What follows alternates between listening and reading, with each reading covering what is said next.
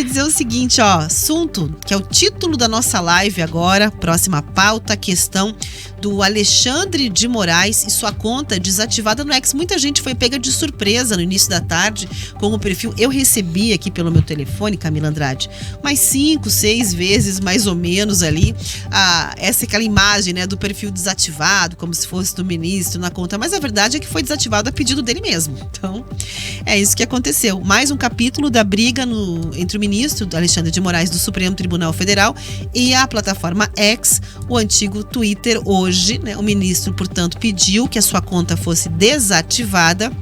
E isso aconteceu, obviamente, após toda a polêmica sobre o regramento da plataforma, que chegou até a ficar suspensa aqui no Brasil em outubro do ano passado. Assim como ocorreu com o X no ano passado, o Alexandre de Moraes, para a gente recapitular aqui a história, deu um prazo de 48 horas para que a plataforma Rumble agora indique um representante legal no Brasil. A gente te contou já, né, que nos Estados Unidos ele se tornou de forma inédita ali alvo de um processo, porque entendem o Rumble e também, né, a Trump Media, que existe ali uma certa interferência da justiça brasileira, porque a plataforma é norte-americana e os usuários que têm ali os seus perfis bloqueados, as suas contas restritas, estão em território norte-americano. Então, logo depois dessa questão toda, o que aconteceu, o Alexandre de Moraes, então, como a gente acabou de noticiar, pediu a suspensão da sua conta do X e deu ali aquela devolvida básica nessa briga, né, apagando ali incêndio com gasolina, dizendo, Rumble, então agora você identifique aqui também no Brasil quem é o seu representante legal. Decisão tomada em razão da manutenção na plataforma do blogueiro Alan dos Santos, né, que está foragido, inclusive, e é o início, né, de toda essa confusão que vem acontecendo em torno das redes sociais e do ministro do Supremo Tribunal Federal. Esse processo, que também tem a empresa de Donald Trump como coautora, ele foi protocolado em um tribunal federal norte-americano no distrito da Flórida e acusa o magistrado brasileiro de censura, pede que determinações feitas por Moraes para que aplicativos e contas do Rumble sejam derrubados não tenham efeito legal nos Estados Unidos. No documento, a acusação afirma que a base para a abertura do processo foi o bloqueio de contas do Rumble, que é similar ao YouTube, como a Rafa bem explicou, de uma série de usuários, entre eles o Alan dos Santos, que está foragido do Brasil, e apesar de não ser diretamente afetado por decisões do STF, o grupo de comunicação e tecnologia Trump, que é responsável pela rede social Truth Social, alega que as ordens de Alexandre de Moraes interferem e vão contra a primeira emenda da Constituição norte-americana, que protege a liberdade de expressão. Ontem a gente já pincelou um pouco dessa história aqui e de como isso repercutiu não só no Brasil, mundo afora, né? Você imagina, você está pedindo para um juiz norte-americano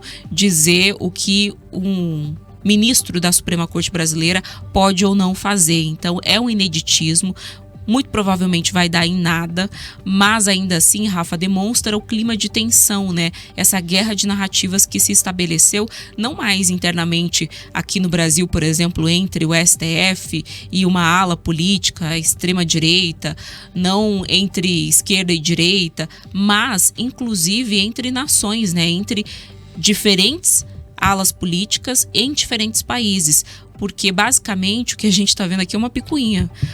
A gente teve uma decisão da PGR no Brasil de denunciar várias pessoas, né, mais de 30 pessoas envolvidas na tentativa de golpe de Estado, e como resposta, em defesa a Bolsonaro, o Trump, junto então com Elon Musk, teria tomado essa medida, essa decisão.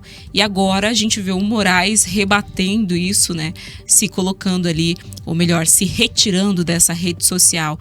E aí a gente se pergunta, o que vem na sequência, né? Qual vai ser a próxima medida da quinta série, Rafaela Moron? Pois é, a gente vai acompanhar aí essa escalada de tom, porque também é preciso dizer o seguinte, né? Mudou o panorama nos Estados Unidos e existe uma afinação inegável entre o ponto de vista da direita brasileira e do que pensa o governo atual norte-americano no assunto redes sociais, que é liberdade restrita. Inclusive a alegação que vem em torno das decisões do Alexandre de Moraes é de que ele seria um censor, né, de que ele estaria ali agindo como a desrespeitar ali a questão da liberdade de pensamento, da liberdade de expressão, que é principalmente ali a essência, né, o norte, o cerne de entrada quando se fala na questão da Constituição norte-americana. Então a gente vai ter que acompanhar, mas não deixa de ser ter uma resposta. Ah, é? Então tá bom. Então dá-lhe aqui que eu também, você joga daí que eu jogo daqui, e aí a gente vê quem é que se sai melhor dentro desse processo, né? A questão só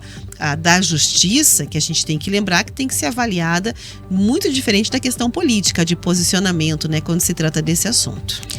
Nesse caso é mais uma narrativa, porque juridicamente eu acredito realmente que vai ser muito difícil que se tenha aí um resultado efetivo de toda essa briga, dessa provocação, vamos dizer assim. E é importante você lembrar aqui, Rafa, desse alinhamento da direita norte-americana com a direita brasileira, porque não é só entre os dois países, né? A gente percebe um alinhamento da direita no mundo todo, tanto que o próprio Elon Musk, citado aqui, é um dos personagens central de toda essa discussão, dono do X, ele comprou o antigo Twitter, ele também tem, vamos dizer assim, causado na Alemanha com o alinhamento, né, com a AfD, o partido de extrema-direita alemão. Então, por lá também está tendo esse tipo de imbróglio, e não só lá, em vários outros países. A gente tem que ainda como isso vai se dar no futuro, né? Qual vai ser o resultado de toda essa movimentação que tem ocorrido nesses primeiros meses de um novo mandato do Trump. Bom, é isso. Pode deixar a sua participação, o seu comentário pra gente participando, inclusive lá em Jovem Pan, Grupo RIC. O seu like, eu quero já dizer o seguinte, a gente vai para um intervalo em instantes, e na volta nós temos ali já o governador do Paraná, Ratinho Júnior, comentando a denúncia da PGR contra Bolsonaro. Essa era uma cobrança, inclusive, que vinha sendo feita por parte da nossa audiência desde cedo. Por quê? Porque os senadores, eu até vou abrir aqui as redes sociais dos senadores do Paraná, estavam mantendo um silêncio absoluto sobre a temática. Tinham vários representantes de governos, senadores de outros estados, trazendo ali a sua visão a respeito dessa situação envolvendo Jair Bolsonaro, esse tensionamento a partir da denúncia. Mas aqui os deputados do Paraná se manifestaram, colocaram ali o que pensam contra ou a favor, porém os senadores, nada.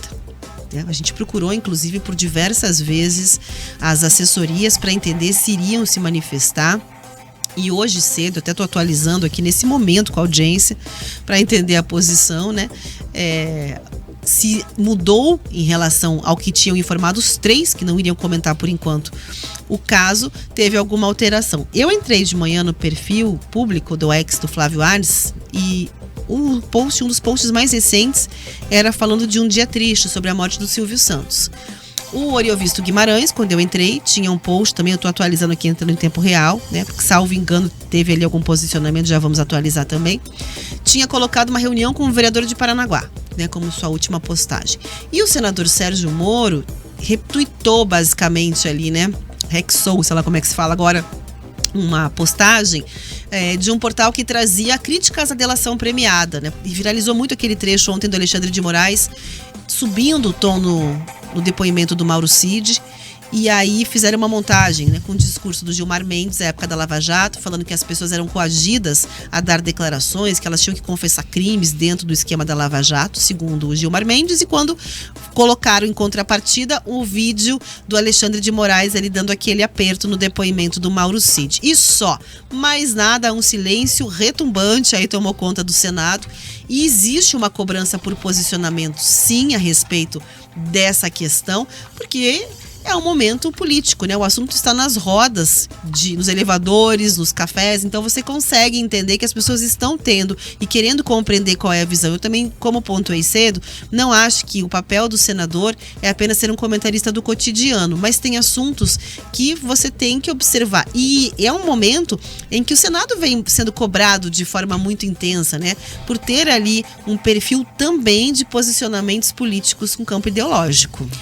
Sem dúvidas, Rafa, esse é o assunto mais importante, eu diria, na discussão de Brasília. É claro que ele não invalida as demais discussões que estavam em pauta antes, pelo contrário, o governo continua tendo que enfrentar a crise financeira, continua tendo que enfrentar essa falta de articulação política dentro do Congresso para aprovar, por exemplo, o orçamento, e as pautas em si que estavam e estão em discussão são sim a prioridade. Mas quando a gente pensa no contexto político, não tem nada mais importante nesse momento, né? Inclusive as pesquisas de popularidade do Lula ficam em segundo plano. A gente precisa entender entender agora, e é o que todo mundo quer saber, qual vai ser de fato o futuro do Bolsonaro, porque ele é uma figura importante. Se ele de fato sai de jogo, ou se ele acaba sendo preso, se esse julgamento acontece antes das eleições, ou se não acontece, tudo isso vai mudar todo o cenário político, né? Então é importante entender os reflexos disso, como que vão se dar aí os encaminhamentos e também a posição dos senadores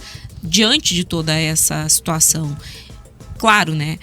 A gente faz a provocação, nem sempre essa resposta vem, mas observar a movimentação e até o silêncio nos traz muitos indicativos, né? Nesse caso, você já consegue vislumbrar quem vão ser os candidatos ou não em 2026, né? Se a pessoa se tira ali da cena política de antemão, já de uma forma adiantada, já é um indicativo de que ela não vai colocar o nome em disputa. E o Senado, eu vou dizer, Rafa, é o foco central da direita. A direita está se articulando para conseguir maioria no Senado, para poder, inclusive, avançar contra o STF, dar uma resposta mais efetiva e, quem sabe, até impeachment ministros da Suprema Corte. Esse é o plano, é esse o objetivo, né? Então, é importante sim a gente olhar com bastante atenção para esse desenho do Senado atual, pensando no que pode ocorrer em 2026. Ter essa resposta dos senadores seria importante para que a gente conseguisse fazer uma análise mais fidedigna, digamos assim, né? Mais realista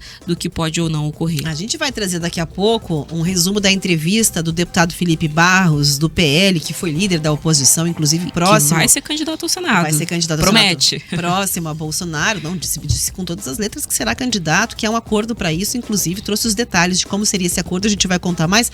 Só que ele falou que o Bolsonaro está de olho nas pessoas que depois vão tentar colar nele, né, nas próximas eleições, nele, Jair Bolsonaro, para ter ali um capital político. Então ele falou que esse silêncio, ele é extremamente barulhento, é um silêncio exatamente. Com potencial. Nos diz muito.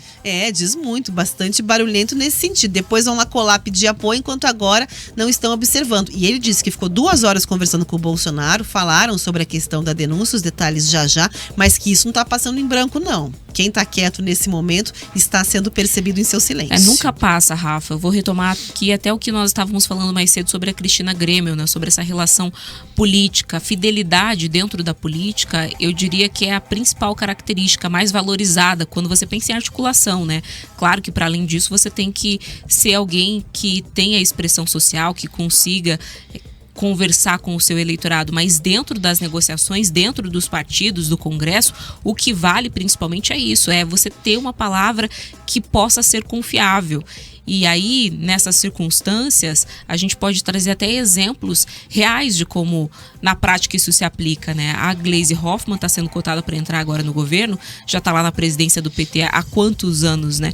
Por que que ela tem essa prioridade, apesar de não ser um nome bem quisto? Porque foi alguém fiel. Ela estava lá na liderança do partido quando o Lula estava preso. Ela segurou a ponta quando o Lula estava preso. Então, agora ela é reconhecida, queira ou não queira, os aliados e os desafetos, inclusive, do governo, né? Então, essa questão de fidelidade, de se posicionar e defender o político nesse momento aí de crise é fundamental quando você pensa em perspectivas de alianças futuras, né? É só pensar que o Lula esteve preso e hoje é presidente. Se Bolsonaro está passando por uma crise, não quer dizer que ele vai estar sempre em crise, né? E ele vai sim, sem dúvidas, lembrar de quem estava ou não com ele nesse momento.